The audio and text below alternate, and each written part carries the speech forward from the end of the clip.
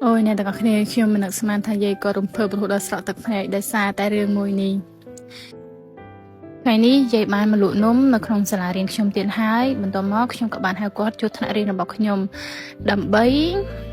ទិញនំយាយទាំងអស់ដំបូងខ្ញុំថាយក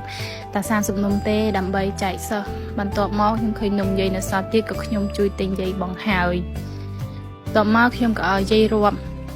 ហើយខ្ញុំជួយរាប់គាត់ទៀតចឹងណាថាប្រហែលនំអីប្រហែលនំចឹងណាហើយនំបញ្ចុក2ថងហ្នឹងក៏ខ្ញុំជួយទិញគាត់បង្ហាយដែរហើយអ្នកទាំងអស់គ្នាពេលដែលខ្ញុំថាជួយទិញគាត់ពេលហ្នឹងគឺគាត់សប្បាយចិត្តខ្លាំងមែនតើហើយនៅពេលដែលយើងទូទាត់ទៅ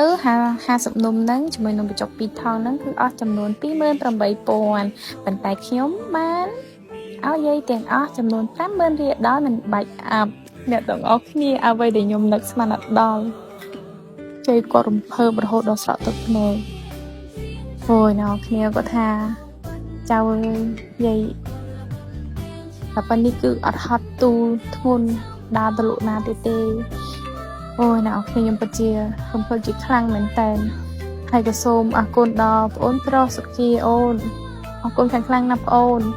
ដែលបានជួយឧបត្ថម្ភ50000រៀលចែកទិញនំខ្មែរយាយឲ្យលោកចែកទិញណាទិញហើយសល់បានគឺចែកបានជូនទៅយាយទាំងអស់ទៀតអរគុណអូនខ្លាំងមែនតើសូមជូនពរអូន